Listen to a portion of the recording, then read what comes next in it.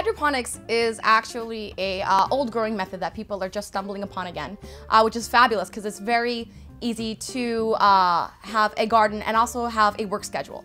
You don't have to sacrifice one for the other. With hydroponics, you're automated, it's clean, it's easy for the kids. If you have your nails done, you're a professional woman or a professional man and you don't want to get your hands dirty, hydroponics is definitely for you, for the busy person. You also get the eco-friendliness of the water conservation and not worrying about pumping, tons and tons of pounds of fertilizer into our groundwater, especially here in Honolulu, that we do get the rains and the runoff going into our oceans, creating algae blooms, suffocating our reefs. And so it's a very eco-friendly way to garden. Again, you save the water, you save the land, you save the nutrients, and so there's no reason to not garden hydroponically. You can do anything hydroponically, from strawberries to tomatoes to cucumbers to carrots to beets. All you have to do is match your growing medium with your system and your plants, and that's what we're here for.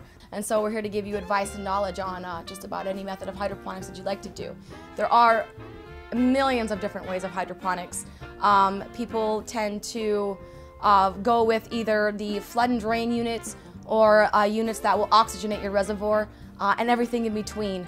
There's not really a wrong way to do this. As long as you understand simple concepts of how a plant works, you're going to be able to pull off any method of hydroponics.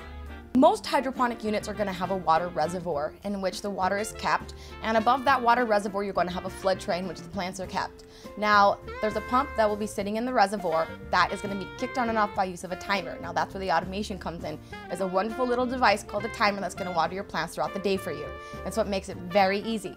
So all you do is spoon the nutrients into your reservoir, fill it up with water, set your timer, and turn it on. And then your trays above the reservoir will flood and drain for your plants, watering them accordingly. Other methods of hydroponics will have, if the plant is submerged in that water reservoir, the reservoir will be oxygenated, and that's called deep water culture. And so when you have an external air pump to an air stone in the reservoir, like a bucket for instance, with a lid and a pot over that, and the plant's root system submerged in that water solution, you will need to oxygenate that water solution because the plant's root system would love some oxygen. Actually, it requires it. Because with hydroponics, when you take away soil and you use a substitute for it that will stay wet but won't hold the amount of water that soil will and turn into mud, you're actually able to water your plants 10 times as often as you are able to water your soil plants. And so you get a force feed effect by flooding and draining. You're water bathing in oxygen your plants. And that gives them a force feed effect. They grow very rapidly. The yields of hydroponics compared to soil are on a minimum 4 times the amount of yields that you're getting off your plants, and the growth is exponential.